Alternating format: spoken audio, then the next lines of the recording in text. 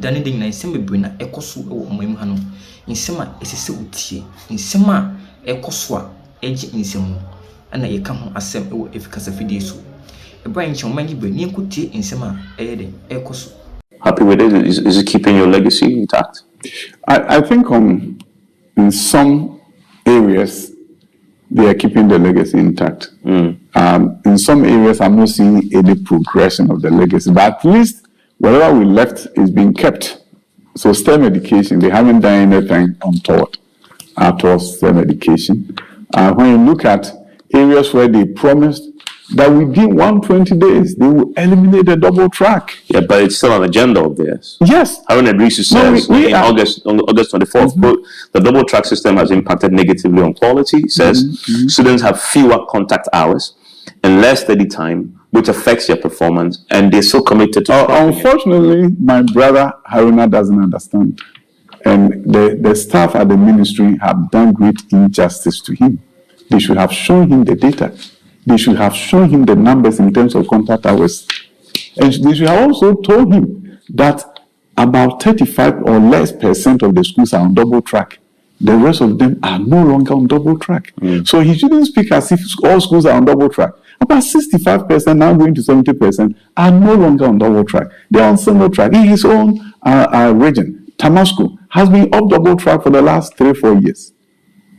A number of schools are no longer on double track. So he should give that history. The idea that it has harmed education.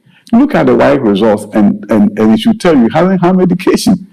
I tell you this, the only people that have sympathy for, and I wanted to make sure we get rid of double track, were the headmasters. Even though they were allowed to go on vacation and leave the work to the assistant heads, many of them will not do it. I know Pokwa headmaster did that every year.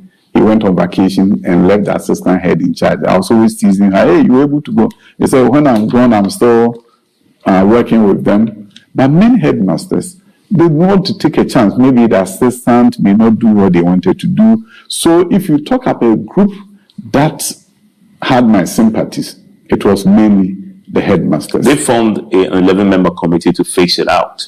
And when they formed it, how many days did they need to come to the conclusion that they couldn't?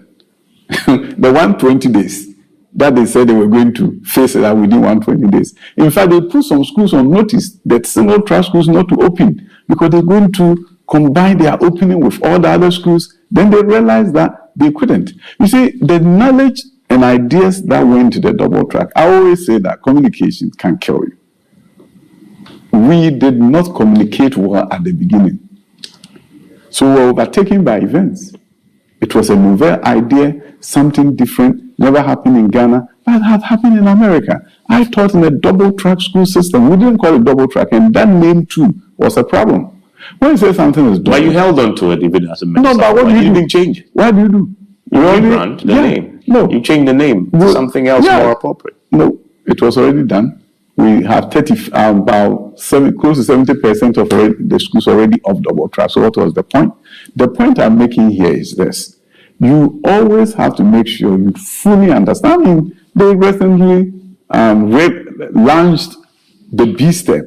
We launched B-STEM here in November, right here, November 7th, right here in East Legon. I launched B-STEM. Then I heard the minister launching it again in Sunyane. But it wasn't a problem for me. Relaunching is affirmation of something good that I did. So I commend him for affirming that something good that we did. What about the fact that free SHS has not been extended to private schools? Good idea. Before I get to that, there was this idea that when they come, they'll give headmasters the money. Headmaster can buy a goat, buy anything, feed the students with it. They tried it for 4 months, 5 months, and saw that was no way. Now they've gone back to the same way with buffer stock and commodity exchange. They've gone back to what we were doing because they saw that giving the 100% of the money was not going to be. Why is that? I mean, the minister said that he got communication from the presidency that the children were not being fed well. And they reversed themselves. But your approach didn't quite solve the problem of feeding. Feeding was still a challenge. But they've gone back to the same thing. Yeah, but then, you know... So watch them closely. You are the news media. Yeah. You are Joy News. Watch them closely because They said what we were doing was not good. History has a bad habit of repeating itself. Why are they going back to it? Ask them. Now that you have them, ask them for them to tell you why they had to reverse what they promised before they were voted for. Because you look at the PIAC, Public Interest and Accountability Committee, they did a report, obviously because they are a body that looks into how you spend oil revenues. And first challenge they list is delays in food supply. They talk about second, corruption in food supply. Two, the first two top on the list of challenges related to food. So something must change. Food was, but it hasn't changed. They've gone back to it. Food was not supplied by the ministry. It was given to the Minister of Agriculture through buffer stock to supply. So when you are the Minister for Education, it's not as if the money is given to you to pay people to supply and you are not paying. Buffer stock is in charge. The minister have no hand in who to supply. It's buffer stock that offered all the contracts. The only time that the ministry came in was when the money was released by the Minister of Finance through the ministry to the controller, then back to the ministry for a check to be written for buffer stock or commodity exchange. That is the extent of involvement of the ministry. You give me your assessment of the privatization of free SHS. It's gone out to private schools. I don't understand the logic. Why don't you? You see, the thing is this. What are the schools that you want to take off double track? So let me give you an example. Presec is double track. You don't want Presec to be double track anymore. Find comparable schools that parents will gladly accept to go to that are private schools so that you can decongest Presec. So you have ICS, International Community School, not too far away from Presec. Will parents who are supposed to go to Presec be willing to go to ICS? I bet yes, but can you afford it? Yeah, so the government thinking is that the free SHS will not cover private schools. Private schools can run free SHS and the students won't pay anything. No, but what I'm saying is that the critical thing in Ghana, you see, when you don't get the whole thing right, you prescribe the wrong solution. So you think private schools you see, the thing wrong? The thing is this. The issue is that, first of all, you have to understand why we had double track. If you don't understand it, your solution will be wrong. But I don't think that the private schools is a solution to the double track. That is why they brought it. Go and read their policy prescription. They said they will bring that so that they can eliminate double track. But it's good in itself, right? The private schools have space. And they've always, when you were there, actually, the press conferences, calling on you to bring them on board. The private school has space. What we don't understand in Ghana is that parents have a right to select the school that they want their children to go to. Yeah. And everybody wants category A school. So if you don't have category A private schools, parents are going to have nothing to do with it. Those who go to B will want to have a comparable category B private school so that will meet their needs. Because, and the reason why I was saying this was that the double track was not introduced because of lack of space in our schools. It's lack of space in desirable schools. So if you go to category C schools, there are some schools with empty beds, empty classrooms. But parents say, I don't want my child in category C. So what the challenge is that you have students, the parent preference for these top level schools. So what we need to do is whenever you build a new school, how fast can you make it a top level school? So I'll give you an example of Abomosu, where we got an assistant headmaster from Presec to go and preside, to bring Presec best practices there. Because we're following what has happened in this country. These girls was not always like this. It took an assistant headmistress from Wesley girls who went there and Manfi changed.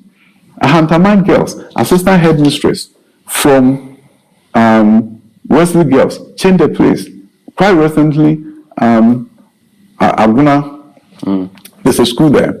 where assistant headmistress,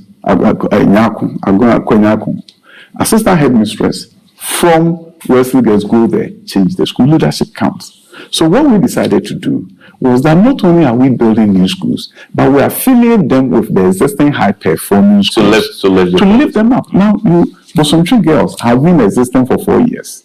We have 2 parents who have contacted me with 118, and they want Bosomtwi Girls. The school has been there for 4 years because of the affiliation with Wesley Girls through Mrs. Jokoto, who goes there to train. In fact, MasterCard Foundation hired her to go there and train the teachers. And she's doing the same for a number of the new schools. Consequently, most of these new schools are attracting the high performers. With that, you'll be able to reduce the pressure on Presec and all these top schools.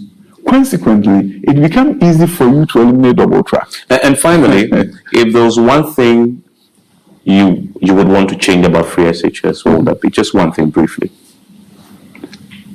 I don't think there's anything right now that I want to change. Other than the fact that I want to make sure we have gifted and talented education in Ghana. And that the children who are so gifted and have some great ideas, who are normally the 6 to 10% of the population, do not have their innovation and creativity given them by God, just disappear because we did not engage them.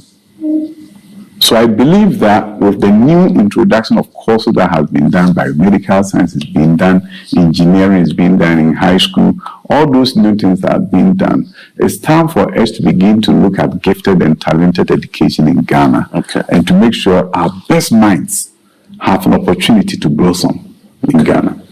Thank you very much. All right. Thank you for joining us. And that there is Dr. Yaw Adutwum, the man who is seeking to lead the MPP into the 2028 elections, together with 4 others. We wish him well. Enjoy the rest of your evening.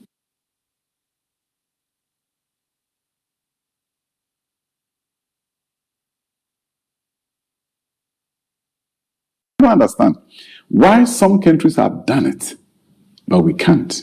We have enough people of goodwill in this country who are also frustrated by what is going on and want to see us turn the corner on poverty. And I'll mobilize those army of people of goodwill. And I'll say to them, let us put this scourge to rest and let our children grow up in a country where everything is possible. And I said, what is it that you're going to do differently? You talk about free senior high school. Then he handed me over to Honorable Safumafo and others, Alan Martin, they were all there. I said, you need to talk to this young man. I want him in Ghana to come and help me implement the free secondary education and other education. Look at challenges facing this country through a different prism altogether, because I don't understand why some countries have done it, but we can't. We have enough people of goodwill in this country who are also frustrated by what is going on and want to see us turn the corner on poverty. And I'll mobilize those army of people of goodwill. And I'll say to them, let us put this scourge to rest and let our children grow up in a country where everything is possible. Do you accept, though, that you are an underdog in this race? Underdog is good, and I always accept. I used to be an underdog, so I always accept underdog. Underdog is always good in politics. What makes it good in the primary setting? You are underdog, you are underestimated. It's good. I know the work I'm doing on the ground, so if you underestimate me, it's good for me. Because I see the August 29th, 2025 Global Info Analytics survey they did. Bawumia 42%, Kennedy Pond 36%, Adutwum 10%. Yented 10%. Hey, 10%, we just started. I just filed my nomination. They've been running around the country for how many years? Campaigning. Bawumia has campaigned 16 years. And plus now, he's a household name. He's known everywhere. He was with President Akufo-Addo all these years. So I'm even happy that I just started out and I'm on 10. Now that the battle has begun and the whistle has been blown, I'm going to let Ghanaians know that there will be a new dawn. a new day in this country, where all the things that we thought were not possible become possible because there's a can-do spirit, a can-do attitude that says, I don't take no for an answer when it comes to making sure that we really elevate this nation out of poverty to a place where we can be proud of this nation. The MPP delegates, are they in the position to appreciate the big picture? Because you're painting the big picture. Yes. Dr. Bawumia has, as you said, will tell them that I was in the dock for you in 2013. I stood there, used my reputation, and fought for you. We lost, but I gallantly fought for you. Kennedy Pong will lay claim to his grassroots connection. I'm the guy who, even when the vice president stood with me when in power, I still run him ragged and very, very close. So if there's anybody who can really do this, it's me. Those people have a significant advantage over you. Yes, you've accepted you are an underdog. But this is also about those who can show their sacrifice. What is the Adutwum sacrifice? What can you point to, as Bawumia will point to, the image of him in the dog being questioned and grilled? What do you point to?